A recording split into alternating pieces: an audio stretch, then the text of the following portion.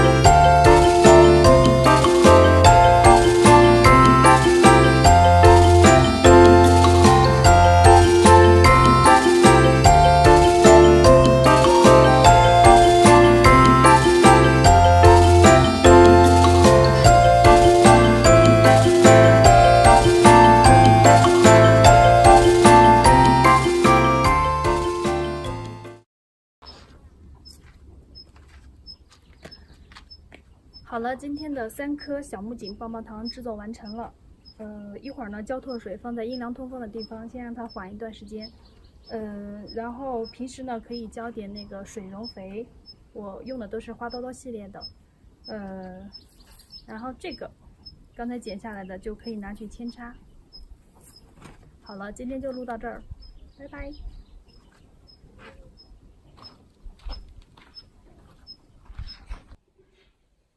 好了，我已经把小木槿扦插在这种血盘里了，一会儿喷点水，然后罩个塑料袋就 OK。